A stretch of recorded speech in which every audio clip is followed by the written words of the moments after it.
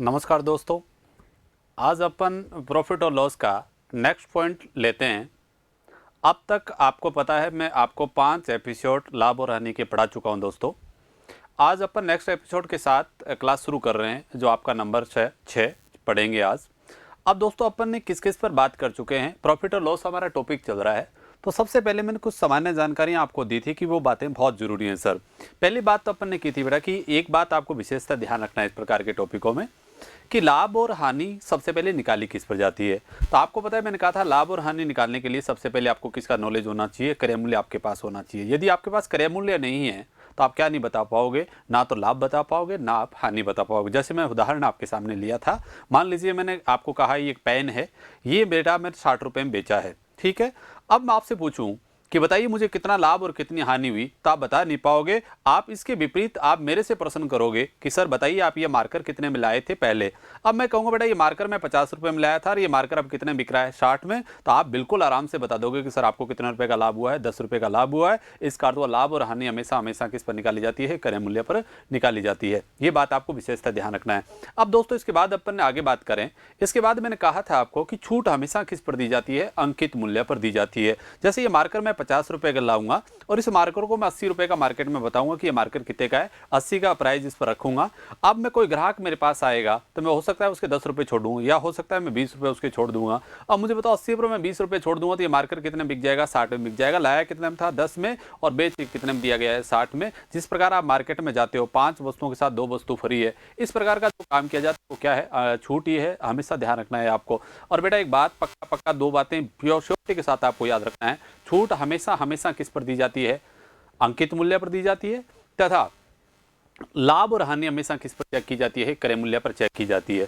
दोस्तों इससे पहले अपन ने जो चीजें पढ़ी है वो अपन ने पढ़ चुके हैं। आप, मुझे उम्मीद है कि आप इससे पहले एपिसोड देखने से पहले बाकी एपिसोड आपने देखे होंगे और शानदार तरीके से यदि आप पढ़ करके नोट्स यदि उनको बना रखे हैं तो आज हमारी नेक्स्ट क्लास लेंगे और आपकी आने वाली परीक्षाओं में बहुत बड़ा फायदा होगा। अब नेक्स्ट आपके सामने खूब सारी वैकेंसी आपको दिख रही हैं, तो इसलिए आपको इस टॉपिक को बहुत शानदार तरीके से पढ़ना है और ये टॉपिक आपके लिए बहुत महत्वपूर्ण है सर। अब जैसे राजस्थान में पीएसआई है, कोई भी कहीं देख लीजिए, हर परीक्षा में इस प्रकार का टॉपिक ये पूछा जाएगा। आप एसएससी के माध्यम से देख लीजिए, आप अधीनस्थ बोर्ड की परीक्षाएं देख लीजिए, ये टॉपिक आपका हर जगह मैथ्स में जहाँ भी सिलेबस होगा आपको जरूर मिलेगा। इसलिए ये बहुत महत्वपूर्ण है और लगभग हर परीक्षा में इसमें से 1 या 2 प्रश्न हर बार पूछे जाते हैं सर।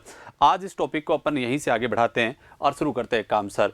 आज हमारा नेक्स्ट पॉइंट होगा दोस्तों, मैं वस्तुओं से संबंधित जुड़ा हुआ पोर्शन लूंगा आज ये प्रश्न है कि मैंने 10 रुपये में 11 वस्तुओं की दर से कुछ वस्तु खरीदी।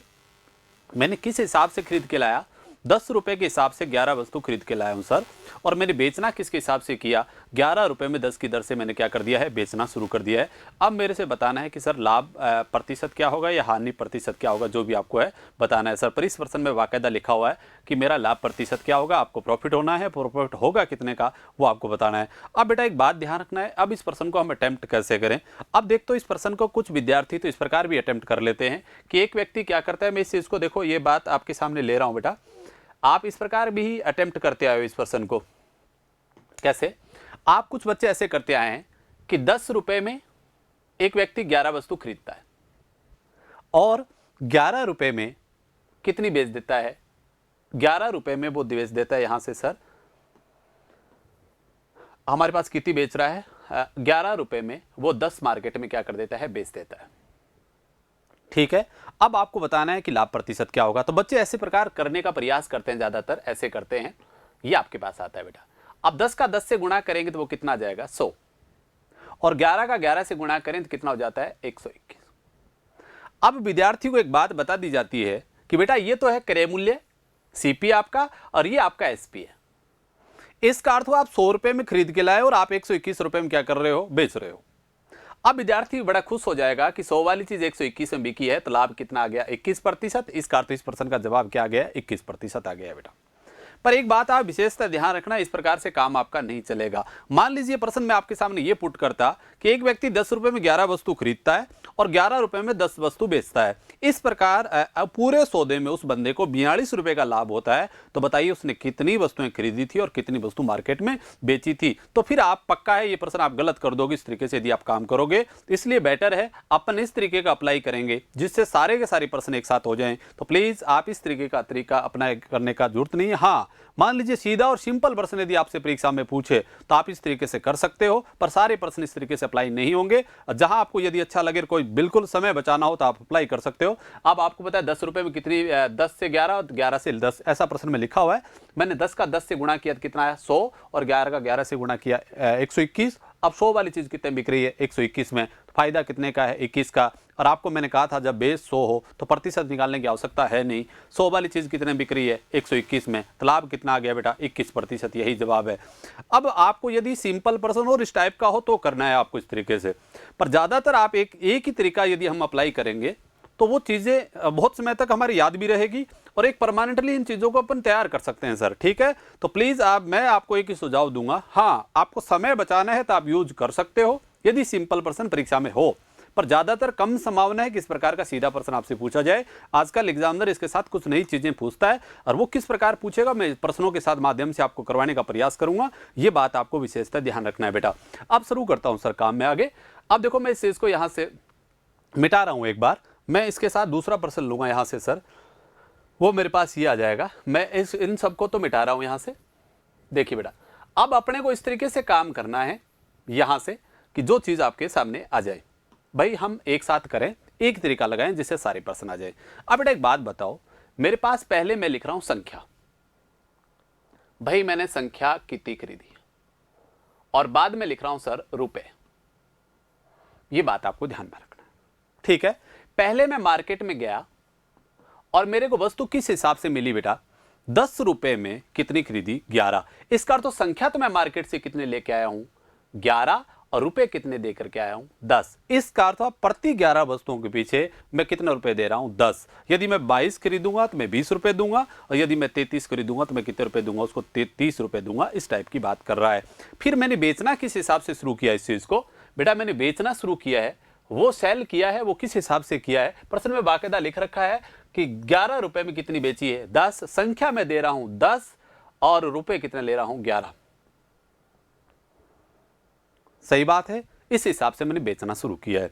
अब बेटा एक बात आपको विशेषतः ध्यान रखने वाली है, वो बहुत महत्वपूर्ण बात ये है कि अब आप किस प्रकार करें। जैसे मैं एक काम करूं सर, आपको ये कहूं कि मैं मार्केट में एक व्यक्ति को या एक बंदे को चीजें बेचने के लिए भेजा मार्केट में, उसको मैंने 100 वस्तुएं खरीद के दी।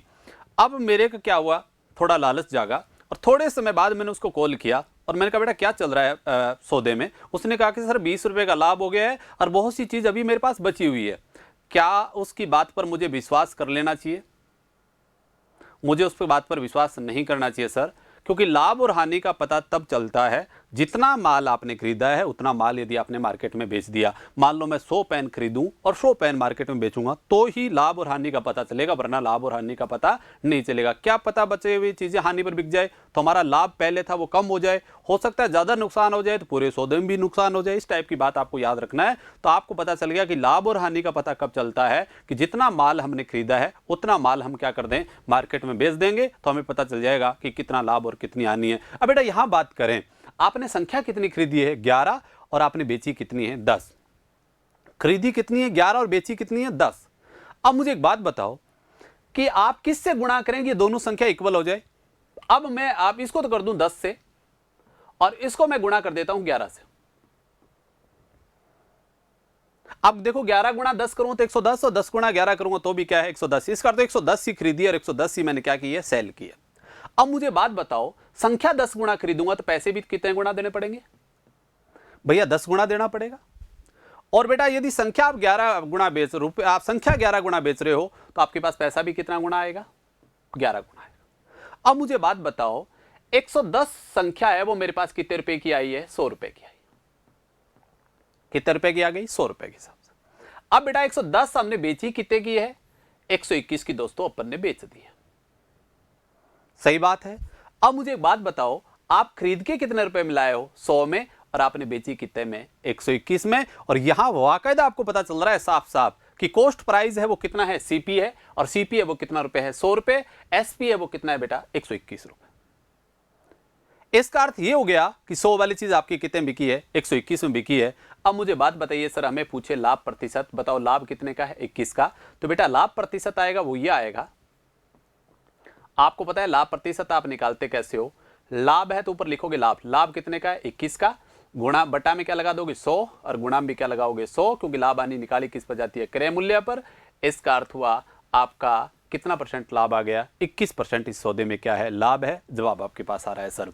अब मैंने जो कहा था कि सर बेटा दूसरा प्रश्न यदि पूछे, मैंने कहा पूरे सौदे में उसे कुल मिलाकर के 42 रुपए का लाभ हुआ, तो बताइए उसने कितनी संख्या खरीदी थी और कितनी संख्या बेची थी। अब मुझे बताओ मेरे हिसाब से लाभ कितना है, 100 वाली चीज कितने बिक रही है, 121 में। यदि वो प्रश्न एग्जाम में आए तो बेटा आप कैसे करोगे, ये बात आपको ध्यान में रखना है। तो आप इस प्रकार का अटेम्प्ट कर सकते हो, अपने हिसाब से लाभ कितना है 21 का है, प्रश्न में लाभ कितने का बोला जा रहा है, 42 का बोला जा रहा है। कितने का बोला जा रहा है, 42 रुपए का बोल रहा हूं मैं, कुल मिलाकर के 42 रुपए का लाभ होता है। तो कितनी संख्या उसने खरीदी थी। अब मुझे बताओ 21 बराबर 42, तो 1 बराबर कितना आ गया बेटा, 2 आ गया।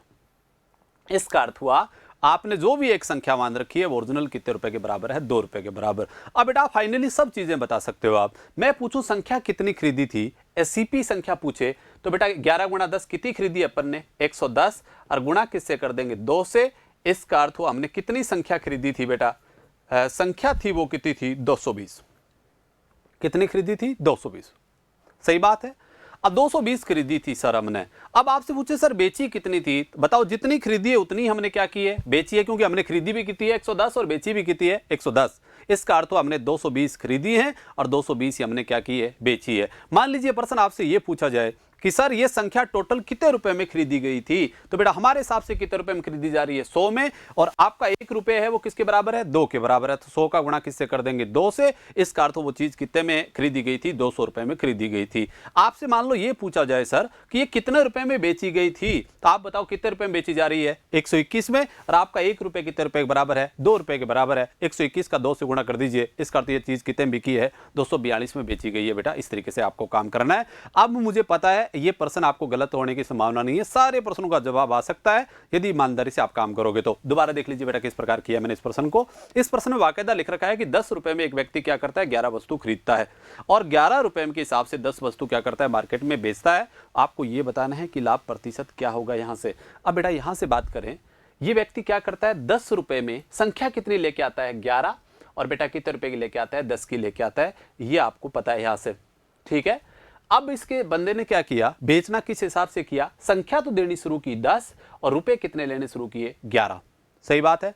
अब मुझे एक बात बताओ सर, आपको पता है मैंने पहले ही बता दिया है कि लाभ और हानि का पता कब चलता है कि जितना माल आपने खरीदा उतना माल आप क्या कर दो, मार्केट में बेच दो।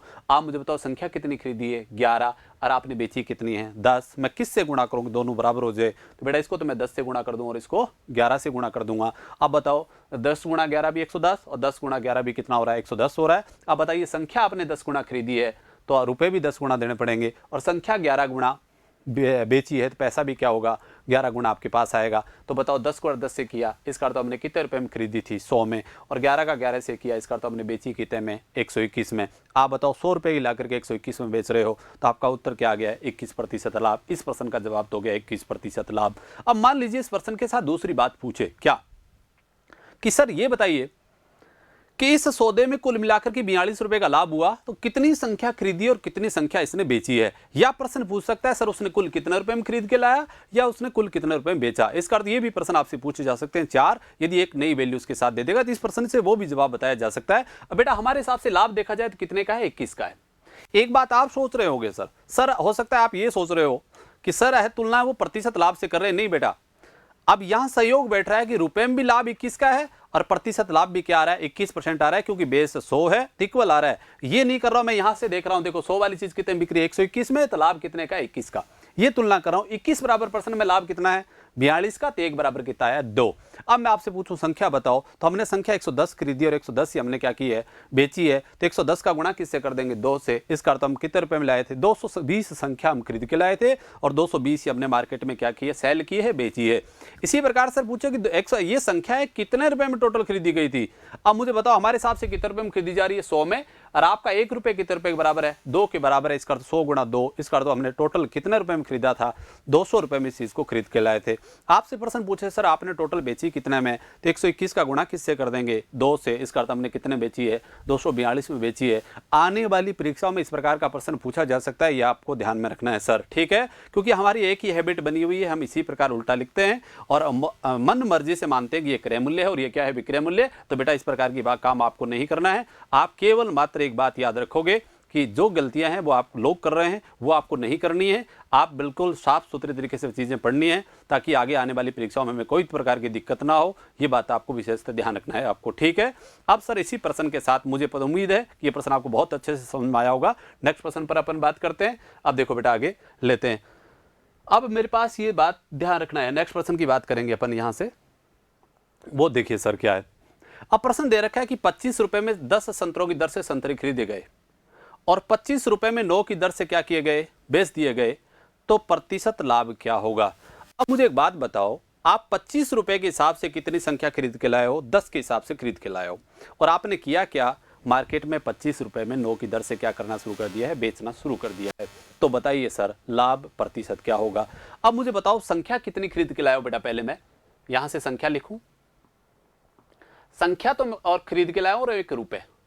मैं संख्या कितनी खरीद के लाया, पहले मार्केट से खरीद के लाया सर 10, सेल कॉस्ट कितनी की है, 10 खरीदी है सर। अब मैं बेच किस हिसाब से कितने रुपए में खरीद के लाया सर, 25 रुपए में सर खरीद के लाया। भाई दोनों मैंने बता दिए, एक 25 रुपए में 10 खरीदी गई है। सर बेचा किस हिसाब से है सर, मैंने बेचा है, संख्या बेची है बेटा 9 और रुपए कितने लिए हैं, 25। सही बात है। अब मुझे एक बात बताओ कि लाभ और हानि का पता कब चलता है कि जितनी संख्या आपने खरीदी है उतनी संख्या क्या कर दो, बेच दो। अब मुझे बताओ यहां संख्या कितनी है, खरीदी कितनी है आपने, 10 और बेची कितनी है, 9।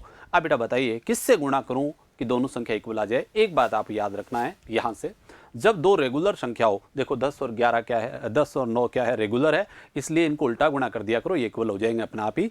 अब बताओ इसको किससे गुणा कर दूं, 9 से, और इसको किससे गुणा कर दूंगा, 10 से। सही बात है।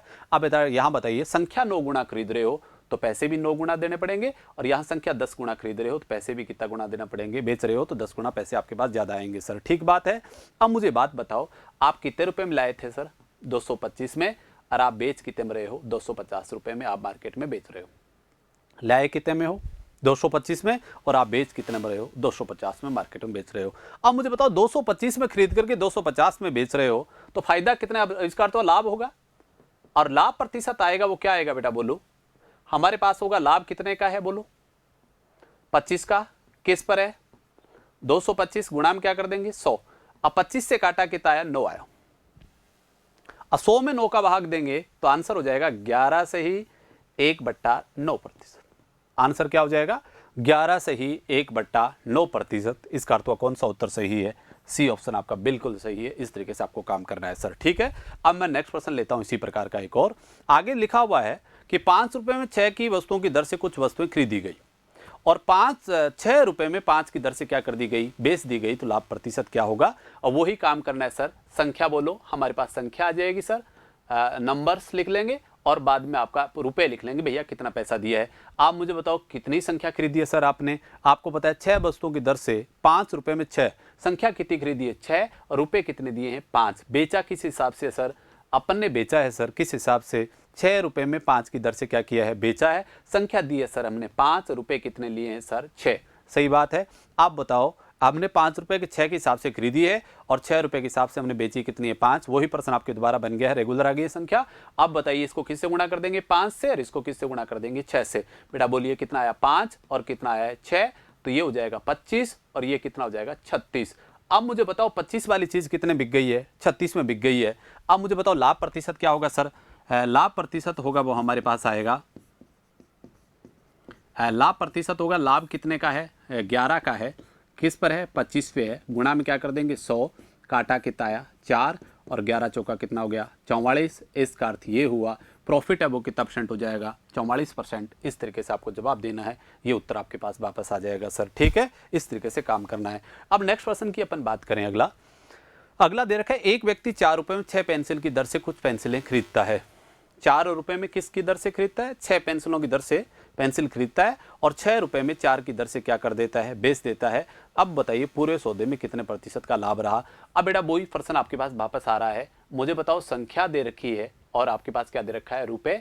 आप संख्या बोलो किस हिसाब से खरीद के लाए हो सर? प्रश्न में बाकायदा लिख रखा है 4 रुपए में, रुपए तो 4 दिए और संख्या कितनी खरीदी आपने? 6। और आपने सेल किस हिसाब से किया है सर? आपने सेल करना शुरू किया है। 6 रुपए में कितनी बेचनी शुरू की है? 4 आपने बेचनी शुरू की है। ठीक बात है। अब आपको बताना है लाभ प्रतिशत क्या होगा या हानि प्रतिशत क्या होगा, वो आपको देखना पड़ेगा कि लाभ हो रहा है कि या नहीं। यहां तो साफ सुथरा लिखा हुआ है कि लाभ हो रहा है सर। ठीक है, और कुछ प्रश्नों में ऐसा भी लिखा होगा कि लाभ है या हानि प्रतिशत, वो अनुमान लगाना पड़ेगा। अब मुझे बताओ मैं खरीद कितनी रहा हूं? 6 और बेच कितनी रहा हूं? 4। ये बराबर नहीं है सर, किससे गुणा करूं दोनों बराबर हो जाए? एक तो आप उल्टा गुणा कर सकते हो, 6 को 4 से, 4 को 6 से कर सकते हो। एक बेटा आप शॉर्ट भी कर सकते हो। आप मुझे बताओ 6 का मैं किससे गुणा करूं? 2 से गुणा कर दूं, 6 दूनी कितना होगा 12, और 4 का 3 से गुणा कर दूं तो भी कितना हो रहा है 12। इसका तो संख्या क्या हो गई है? बराबर हो गई है। आप एक काम कर लेना, आप 6 और 4 का एलसीएम ले लीजिए। एलसीएम कितना आ रहा है? 12 होगा। 6 का भाग 12 में कितनी बार जा रहा है? 2। इसका तो 2, 6 को मल्टीप्लाई करना पड़ेगा 2 से, और 4 को किससे मल्टीप्लाई करना पड़ेगा? 3 से। इसका तो 4 कितना हो जाएगा? 12। एक ही बात सर आपके सामने आ जाएगी। ठीक बात है। अब सर ऐसा करना चाहो तो ऐसा कर सकते हो, या आप चाहो तो आपकी हैबिट यदि बढ़ रही है उल्टा लिखना, पर आप ऐसी हैबिट बढ़ानी नहीं है सर आपको, क्योंकि आपको ये चीज़ें सीखनी है और आपको क्रिएटिविटी लानी है, अपने आप में थोड़ी सुधार करना है, तो आपको कुछ अलग से काम करना है। आप यदि किसी बच्चे को एलसीएम लेना भी ना आए तो भी कैसे करे, तो आप एक काम करना, इनमें से बड़ी संख्या का पाड़ा पढ़ना, और यदि जो पाड़ा जहां पढ़ो वहां विभाजित, जैसे 6 दूनी कितना हुआ 12, 12 में किसका भाग जा रहा है? 4 का। इसका तो हम दोनों को क्या बनाया जा सकता है? 12 बनाया जा सकता है। तो 12 बनाने के लिए 6 को किससे गुणा करूंगा? 2 से, और 4 को किससे गुणा करूंगा? 3 से। सही बात है। अब बताइए खरीदी भी कितनी है? 12, और सल बेची भी कितनी है? 12। अब मुझे बताओ किससे गुणा कर दूं? 2 से, तो यहां 2 और यहां 3 है, तो बेटा किससे आ जाएगा? 3 से। अब मुझे बताओ मैं खरीद के कितने का लाया हूं? 8 का, और मैं बेच कितने में रहा हूं? 18 में। सही बात है। अब लाया कितने में तो सर? 8 में, और बेची कितने में? 18 में। इसका तो मुझे फायदा हो रहा है, और कितने रुपए का हो रहा है? 10 रुपए का फायदा हो रहा है। इसका तो उत्तर आएगा वो लाभ प्रतिशत माना है सर। अब लाभ कितने का है बेटा? लाभ आपके पास आ रहा है वो है 10 रुपए का, और किस पर है? 8 पे। गुणा में क्या कर दोगे? 100। मैं 4 से काटूंगा सर 2 आ जाएगा, और 4 से काटूंगा तो 25 आ जाएगा, और 2 से काटूंगा 5 आ जाएगा, और 25 का 5 से गुणा करूंगा कितना हो जाएगा? 125%। इसका अर्थ हुआ ये बंदा कितना लाभ कमा लेता है? 125% लाभ कमा लेता है। इसका अर्थ कौन सा उत्तर सही है? सी ऑप्शन आपका बिल्कुल सही है। इस तरीके से आपको काम करना है। अब मान लीजिए इसी प्रश्न को जैसे संख्या दी होती कि सर इसमें कुल मिलाकर के इस बंदे को 100 रुपए का लाभ हुआ, तो बताइए उसने कितनी संख्या खरीदी और कितनी बेची है? आप बताइए लाभ कितना है सर आपका? 8 से 10 में बिकी, 18 में बिकी है, कितने का लाभ है? 10। 10 बराबर क्या दे रखा है? 100। तो एक बराबर आ जाएगा सर 10, क्योंकि 10 की कीमत 100 है। आपके तो मानक 10 रुपए हैं, ओरिजिनल 100 रुपए हैं, तो 10 बराबर 100 आ गया, तो एक बराबर कितना आ जाएगा? 10 आ जाएगा। एक बराबर 10 आ गया। संख्या आपके हिसाब से है कितनी? 12। 12 गुणा 10 कितना होता है? 120। इसका तो 120 ही खरीदी है, और 120 ही हमने क्या की है? बेची है। इस तरीके से आपको काम आ जाएगा, कोई दिक्कत नहीं आएगी, फटाफट आप काम कर सकते हो। आपसे ये पूछता है सर बेची कितने में? फिर तो आपने खरीदी कितने में है? तो 8 में खरीदी है। एक की कीमत 10 है, तो 10 और 8 गुणा करेंगे तो कितना हो जाएगा? 80। इसका तो 80 में खरीद के लाए थे, और आपसे पूछा आपने बेची कितने में? तो बेची कितने में? 18। 18 गुणा 10 आपने बेची कितने में? 180 में। इस तरीके से आपके जवाब फटाफट आएंगे। ये बात आपको ध्यान में रखना है। ये करने के लिए आपको थोड़ा सा काम करना है कि ईमानदारी से मेहनत करनी है, और यदि ईमानदारी से मेहनत करोगे तो आपके उत्तर भी बहुत जल्दी आएंगे, और समय से पहले आप काम आराम से कर सकते हो। आगे नेक्स्ट प्रश्न में है कि रवि ने कुछ चॉकलेट 2 चॉकलेट 1 रुपए की दर से खरीदी प्रति रुपए। इसका अर्थ हो 1 रुपए के हिसाब से 2 चॉकलेट खरीदता है, और 5 रुपए प्रति चॉकलेट, 5 रुपए प्रति रुपए की दर से क्या कर देता है? 5 चॉकलेट प्रति रुपए की दर से क्या कर देता है? बेच देता है। आपको बताना है पूरे सौदे में हानि प्रतिशत क्या होगा। अब मुझे बात बताइए सर, संख्या क्या है? वही काम करना है आपको। आपके पास आ रहा है, और एसपी लिख लूंगा, सीपी लिखूँ और एसपी मैं आपके सामने लिखूंगा। मैं किस हिसाब से खरीद के लाता हूँ? 1 रुपये के हिसाब से मार्केट में 2 खरीद के लाता हूँ और 1 रुपये के हिसाब से बेचनी कितनी शुरू कर दी? 5। बेटा एक बात ध्यान रखना है आपको, हमेशा आपको रुपये बराबर नहीं करना है, आपको क्या बराबर करना है? संख्या बराबर करना है। कभी रुपये बराबर करके बैठ जाओगे तो उत्तर अपना आप ही लाभ न लाभ और न हानि हो जाएगी। ये बात आपको विशेषता ध्यान रखना है। तो विवेक लगा लीजिए, इतनी देर से मैं यही बात पढ़ा रहा हूँ कि हमेशा क्या बराबर करनी है? संख्या बराबर करनी है। ये बात ध्यान रखना है। अब मुझे बताओ यहाँ संख्या कितनी है? 2, और आपने बेची खरीदी कितनी है? 2, और बेची कितनी है? 5। किससे गुणा करूँ कि दोनों चीज़ें इक्वल हो जाए? तो बेटा इसको तो गुणा कर देता हूँ मैं 5 से और इसको मैं गुणा कर देता हूँ 2 से। आप बताओ मैंने खरीदी कितनी है? 10, और बेची भी कितनी है? 10। सही है। यहाँ किससे गुणा करूँगा? 5 से, और यहाँ किससे गुणा करूँगा? 2 से। तो 5 और यहाँ कितना आ जाएगा? 2। अब मुझे एक बात बताओ सर, मैं लाया कितने में था? 5 में, और मैंने बेची कितने में? 2 में। तो मुझे नुकसान हो गया सर।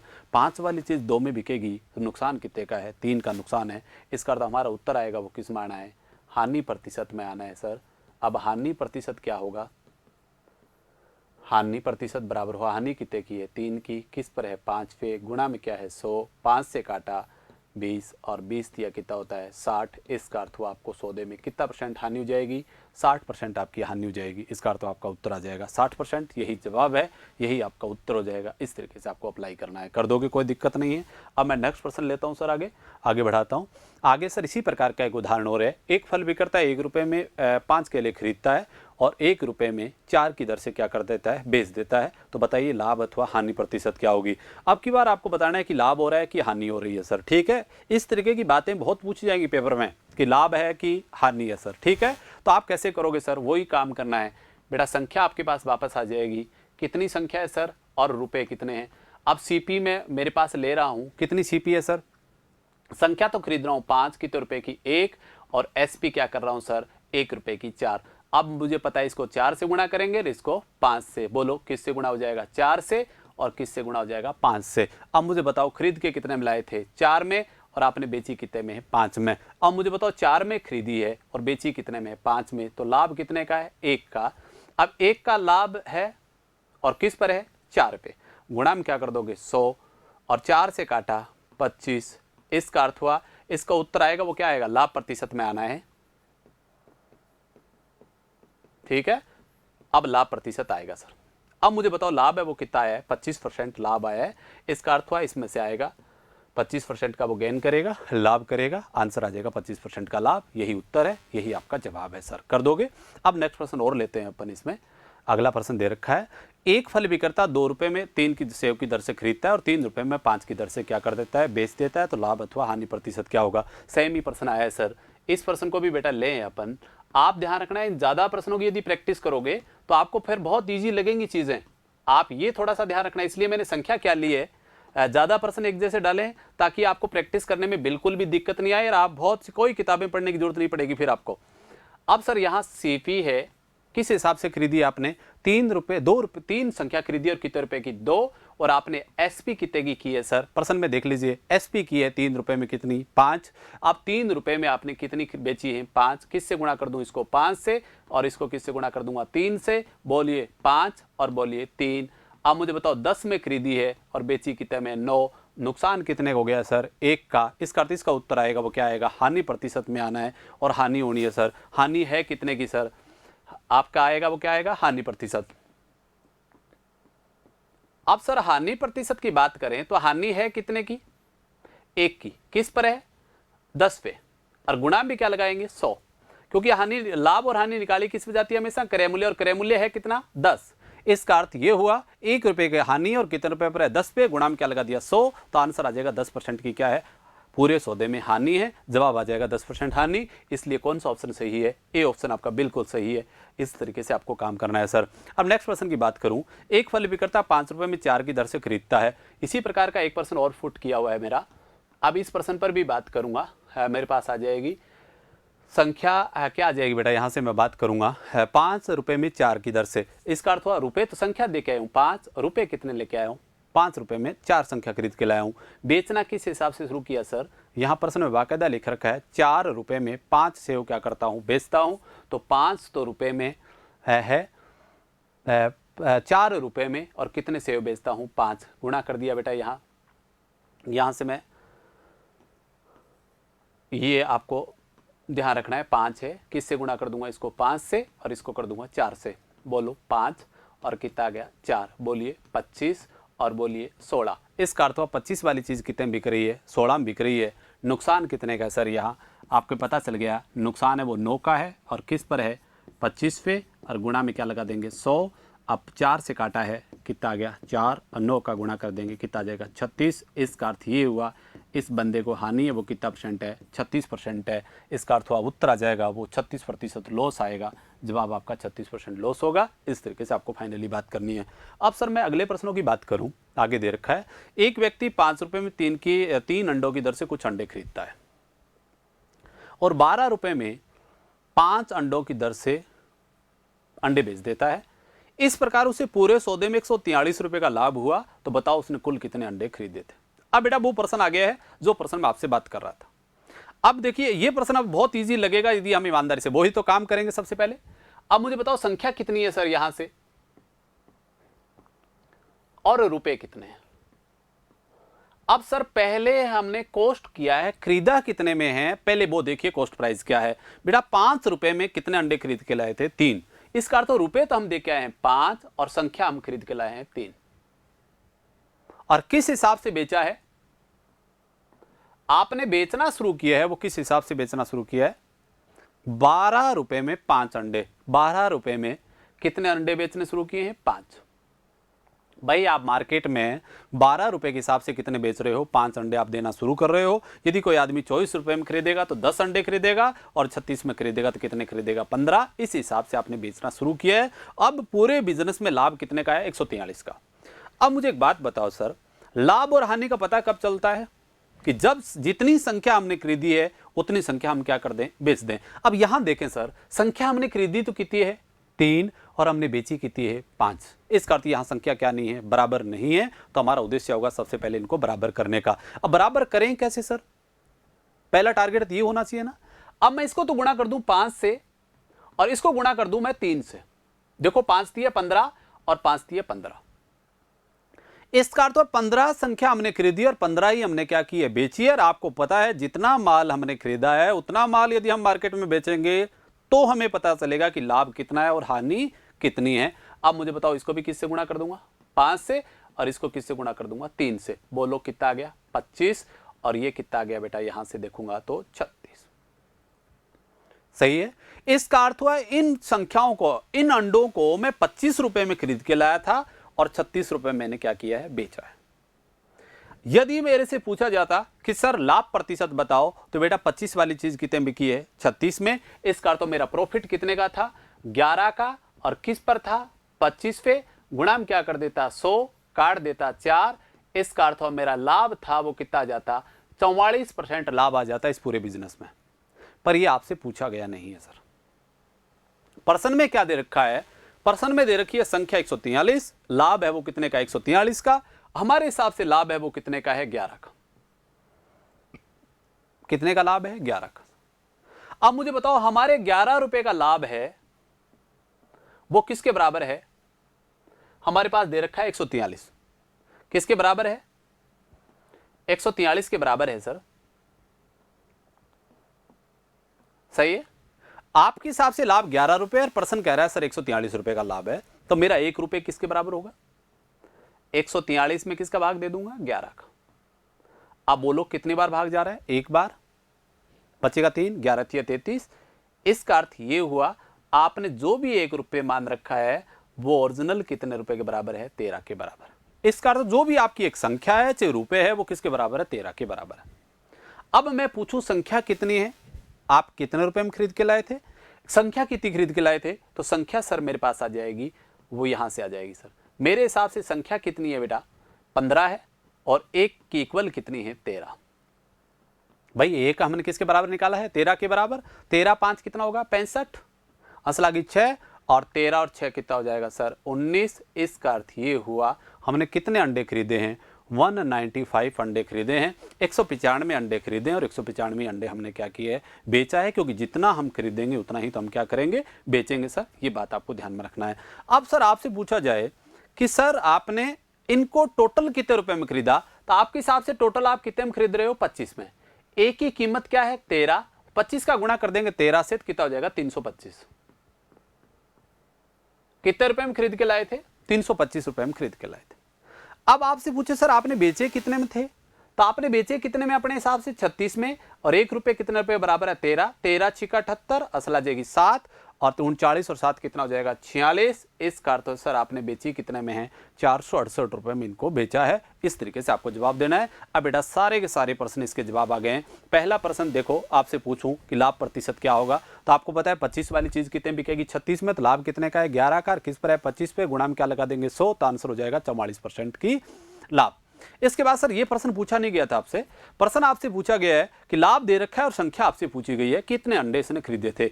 अब मुझे बताओ लाभ हमारे हिसाब से कितने का है, 25 वाली चीज कितने बिकी है, 36 में, लाभ है 11 का, 11 बराबर 143, तो 1 बराबर आ गया सर 13।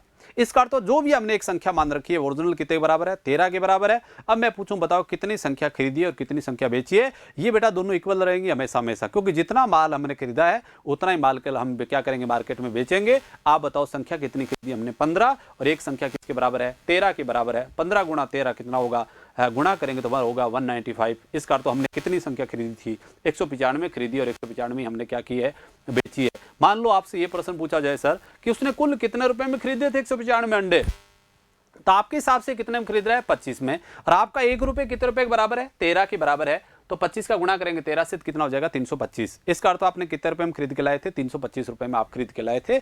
अब आपसे पूछे सर ये अंडे आपने बेचे कितने रुपए में, तो आपके हिसाब से आप अंडे बेच कितने में रहे हो, 36 में बेच रहे हो। आपका 1 रुपए कितने रुपए के बराबर है, 13 के बराबर है। अब 13 से गुणा करें, 13 छिका 78, आंसर आ गई हमारे पास 7, और 13 39 हो जाएंगे, 7 जोड़ दें कितना हो जाएगा, 46। इसका अर्थ हमने कितने में खरीदे थे, 468 रुपए में खरीदे थे। मुझे उम्मीद है कि यह प्रश्न बहुत अच्छे से समझ में आ गया होगा।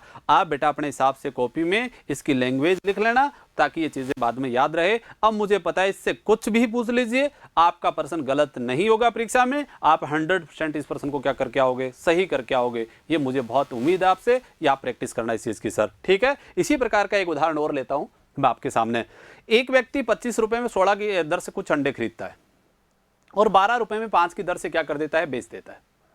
अब इसको 134 रुपए का लाभ होता है, तो बताइए उसने कितने अंडे खरीदे थे। बात वही आ गई सर, संख्या और आपके पास क्या आ जाएगा, रुपए, सही है। अब मेरे पास क्या आ रहा है सर, सीपी की बात करूंगा, संख्या की बात करूंगा। अब बताओ कितने अंडे खरीदे थे, 16, और कितने रुपए के खरीद के लाया था सर, 25 के। बेचना किस हिसाब से शुरू किया, मैंने बेचना शुरू किया था सर, वो कितने रुपए के, 12 रुपए में 5 की दर से बेचना शुरू किया था। 12 रुपए में, और कितने अंडे बेच रहा हूं, 5 में सेल कर रहा हूं, बेच रहा हूं सर, ठीक है। अब बताओ 25 के हिसाब से कितने खरीदे, 16, और 12 के हिसाब से बेचे कितने हैं, 5। अब अपने को बताना है, यदि पूछता लाभ हानि प्रतिशत पूछो, कुछ भी पूछो, तो भी कुछ काम तो आपको करना ही पड़ेगा। ये लाभ और हानि का पता तब चलेगा जितना हमने खरीदा उतना ही क्या कर दो, हम बेच दें। इसको किससे गुणा कर दूंगा सर, 5 से, और इसको किससे गुणा कर दूंगा, 16 से। 16 5 80, और 5 गुणा 16 भी कितना होगा, 80 इक्वल आएगा। अब 25 का गुणा भी किससे करना पड़ेगा, 5 से, और इसको गुणा करना पड़ेगा 16 से। तो बताइए कितना हुआ, 125 और 192। इसका अर्थ हुआ कितने का लाभ है, 67 का लाभ हो रहा है इस बंदे को। कितने पर, 125 वाली चीज 192 में बिक रही है, तो लाभ कितने का है, 67 का है। अब 67 बराबर क्या दे रखा है सर आपको, 67 की कीमत है वो कितनी दे रखी है, 134। अब एक बराबर क्या आ जाएगा, 2, क्यों, 67 का डबल होता है वो होगा 134, आपके पास आ जाएगा सर। इसका अर्थ हुआ एक की कीमत है वो 2 आ गई है। अब संख्या पूछिए सर, संख्या आपके पास है सर कितनी, बोलो। आपके पास संख्या है सर, वो है 80, एक की कीमत 2 आ गई है। इसका अर्थ आपने कितनी संख्या खरीदी थी, 160। इसका अर्थ आपने 160 ही खरीदी है, और 160 ही आपने क्या की है, बेची है। अब आपसे पूछता सर आपने कितने रुपए में खरीदे थे, तो आपने कितने में खरीदे हैं, 125 में। एक की कीमत क्या है, 2, तो 125 का यदि 2 से गुणा कर देंगे तो आपके पास कॉस्ट प्राइस आ जाएगा कि कितने में खरीदे गए थे। आपसे पूछे सर सेलिंग प्राइस क्या है, तो 192 का गुणा किससे कर देंगे, 2 से, तो आपके पास क्या आ जाएगा, सेलिंग प्राइस आपके पास आ जाएगा। ये बात आपको विशेषतः ध्यान रखना है, इस तरीके से काम आपको करना है। अब नेक्स्ट पर्सन की बात करता हूँ। एक व्यक्ति 34 रुपए में 8 संतरों की दर से कुछ संतरे खरीदता है, और 57 रुपए में 12 की दर से क्या कर देता है, बेच देता है। तो 45 रुपए का लाभ कमाने के लिए कितने संतरे बेचने होंगे? अब बेचने होंगे या खरीदने होंगे, बात एक ही है सर, क्योंकि जितने खरीदोगे उतने ही तो आप क्या करोगे, बेचोगे। अब वही काम करेंगे सर, संख्या, और सर आपके पास क्या आ जाएगा, रुपए। सर बोलो, आप पहले बताओ सीपी क्या आएगा? आपके पास सीपी आया है, वो आएगा 34 रुपए में। इसका तो रुपए तो कितने हैं, 34, और संख्या कितनी है, 8। आप बेच किस हिसाब से रहे हो सर? आप बेच रहे हो बेटा 12 रुपये, 57 रुपए में कितनी संख्या बेच रहे हो, 12। आप गुणा कर दूं, 8 तिया 24 होता है और 12 दूनी 24 होता है। संख्या बराबर हो गई, 8 तिया 24 और 12 दूनी भी 24। किससे गुणा कर दूंगा, 3 से, और किससे गुणा कर दूंगा, 2 से। 34 का 3 से गुणा कर देंगे तो ये हो जाएगा 12, 9 और 1 10, 102, और ये हो जाएगा बेटा 114। तो आप मुझे बताओ फायदा कितने का है, 12 का। कितने का लाभ है, 12 का लाभ है इसमें। अब मुझे बताओ हमारे हिसाब से लाभ कितना कमाना है, 45 का। अब मुझे बताओ 12 का लाभ है, परसेंट में लाभ कितने का है, 45 का। तो आपकी 1 रुपए है वो किसके बराबर होगा, 45 में किसका भाग दे दूंगा, 12 का। काट दूंगा इसको किससे, 3 से, कितना आ जाएगा, 4। 3 से काटा तो ये आ जाएगा 15, ये बन जाएगा 15/4। इसका अर्थ हुआ आपने जो भी एक संख्या मान रखी है वो कितने के बराबर है, 15/4 के बराबर है। आप बेच कितने रहे हो, आपको बतानी है बेचने वाली संख्या कितनी है, 24। अब एसपी कितनी होगी हमारे पास, कितनी बेचनी पड़ेगी, तो 12 गुणा 2 का गुणा किससे कर दूंगा, 15/2, 15/4 से, 15/4 से, 4 से काटूं 3 आ जाएगा, 3 दूनी कितना हो जाएगा, 6 गुणा 15, तो कितना आ जाएगा, 90। इसका अर्थ आपने कितनी संख्या बेचनी पड़ेगी, 90। यदि आप बेच दोगे तो आपको लाभ कितने का हो जाएगा, 45 का लाभ हो जाएगा। इस तरीके से आपको करना है। यदि पूछता सर खरीदोगे कितनी, तो भी जवाब बेटा 90 ही होगा, और बेचोगे कितनी, तो भी जवाब क्या होगा बेटा, 90 ही होगा। ये बात आपको विशेषतः ध्यान रखना है। इस तरीके से आपको काम करना है, कर दोगे कोई दिक्कत नहीं आएगी सर। ये इसके बाद यदि आप और प्रश्न लें तो आप ध्यान रखना है, और भी कर सकते हो। अब सर अगला एपिसोड के अंदर अपन इस बात को पढ़ेंगे, क्योंकि आज समय अपनी इतनी इजाज़त दे रहा है। नेक्स्ट एपिसोड आपके सामने दिख रहा है, अपन 7 नंबर पढ़ेंगे सर। अब बेटा मुझे उम्मीद है कि आपने ये चीज़ें पढ़ी है तो आपको एक बात बहुत अच्छे से समझ में आ गई होगी कि इस प्रकार के प्रश्न आपको करना है। ये 2 प्रकार के प्रश्न अपने अटेम्प्ट किया है। एक तो आपने अटेम्प्ट किया कि एक व्यक्ति 5 रुपये में 7 वस्तु खरीदता है और मान लो 4 रुपये में 5 वस्तु क्या करता है, बेचता है, तो लाभ अथवा हानि प्रतिशत क्या होगा। एक मैंने आपको बताया जो तरीका आप अप्लाई करते हो सकता है पहले टाइप का प्रश्न आए, जो आप तरीका लगाते हो लगा सकते हो, आप उस तरीके से काम कर सकते हो। पर बेटा मैं आपको सुझाव दूंगा कि आप इस तरीके का तरीका लगाइए जिससे कि बेसिक भी जानकारियां हो। जब तक आपको बेसिक नॉलेज नहीं होगा सर आप टॉपिक कर ही नहीं पाओगे। हो सकता है रट करके आप कर लोगे, पर एग्जाम सेंटर से पहले ही आप इन चीज़ों को भूल जाओगे। तो यदि आपको परमानेंट इन चीज़ों को रखना है तो आपको बेसिक चीज़ें तो पढ़नी ही पड़ेंगी। जब तक आपके बेसिक नॉलेज नहीं होगा तब तक आपको चीज़ें समझ में नहीं आएंगी, और ये शॉर्टकट के चक्कर में आप रहते हो तो ये आपके लिए बहुत नुकसानदायी हो जाता है कई बार। तो इसलिए बढ़िया है, क्योंकि आपके परीक्षा पास करवाने में 1 या 2% का ही अंतर होता है सर। यदि आपके 2% सही हो गए तो हो सकता है आपका सिलेक्शन हो जाए, और प्रश्न तो 2 नहीं सर 1 ही भी बहुत महत्वपूर्ण होता है। अब ये आपने परीक्षा देखी भी होगी, आप बच्चा है इक्वल नंबर पर भी एज के आधार पर रह जाते हैं, तो आपको एक एक प्रश्न का महत्व समझना है और आपके सारे जवाब आपको देना है। ये बात आपको विशेषतः ध्यान रखना है। अब इसी क्लास के साथ नेक्स्ट क्लास में आप एक बार फिर मिलेंगे, अगला एपिसोड पढ़ेंगे। मुझे उम्मीद है कि आप इस टॉपिक को पढ़ा है। हाँ बेटा लास्ट बात मैं एक बार फिर कह रहा हूँ, आप इस चैनल को ज़्यादा से ज़्यादा सब्सक्राइब करें, लाइक भी करें, कमेंट भी करें, और आपको कैसी क्लासें लगी हैं बिल्कुल आप सुझाव दीजिए कि सर इस प्रकार बहुत अच्छी लगी, या जो भी आपको लगे वो आपको बताना है। पर मेरे से लास्ट आपको एक बार फिर कह रहा हूँ, प्लीज़ इसको ज़्यादा से ज़्यादा सब्सक्राइब करिए और ज़्यादा से ज़्यादा लोगों तक पहुँचाइए, ताकि सब लोग इसका फ़ायदा उठा सकें। और अपने को इसी उम्मीद के साथ नेक्स्ट क्लास के साथ फिर मिलेंगे। Thank you.